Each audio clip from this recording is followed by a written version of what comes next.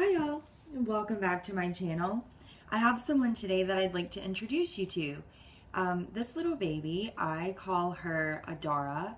I don't know if she had an official name, but she was gifted to me by a Muslim family that I know.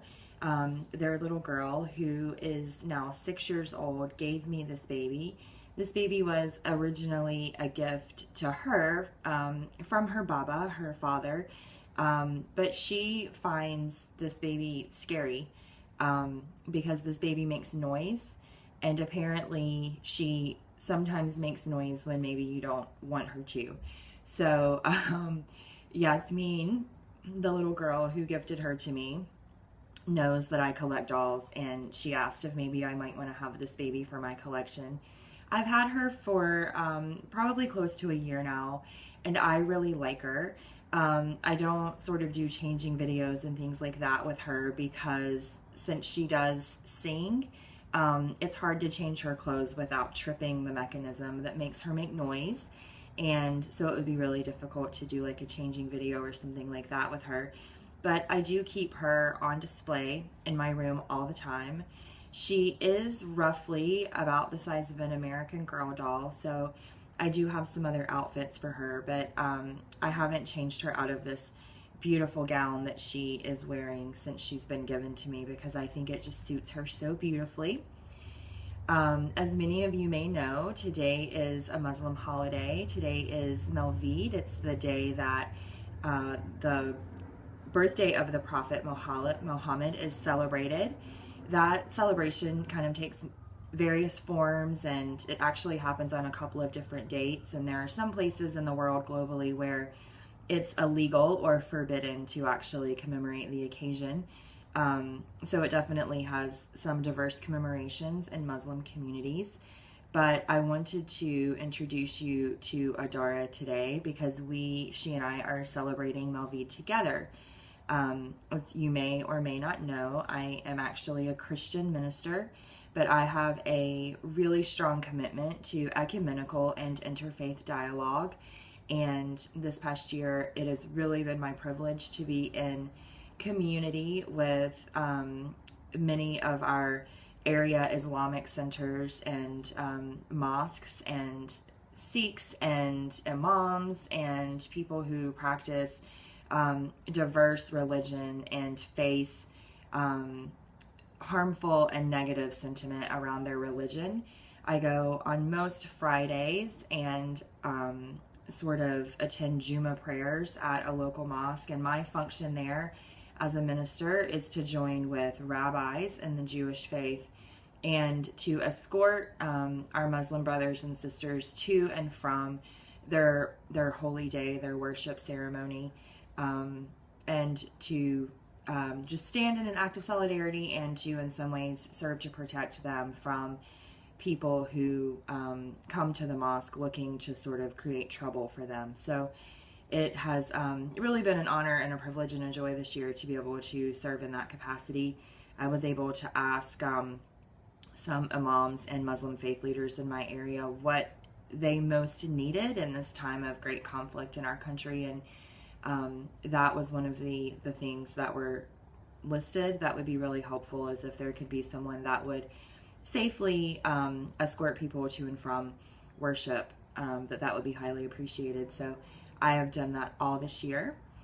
As I mentioned, the birthday of the Prophet has diverse expressions, so a lot of people on this day will fast, and we have our milk tea here. So Adara has hers and I have mine. We're just having some tea this morning instead of having a big feast. And generally in places where it is permissible to celebrate the birthday of the Prophet Muhammad, then there will be lots of festivals and street activities and great merriment.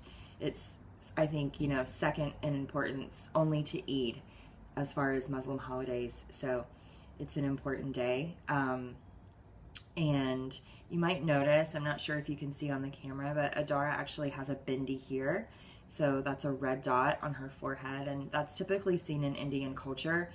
It depends on who you ask as far as what the significance is for Muslim families that bear the bindi. But Generally, the bindi is sort of the portal to wisdom, so it's known as the third eye, the chakra third eye, and a lot of people, although it's connected to Buddhism and Hinduism, a lot of Muslim people in India who have Indian culture will also choose to bear the bindi.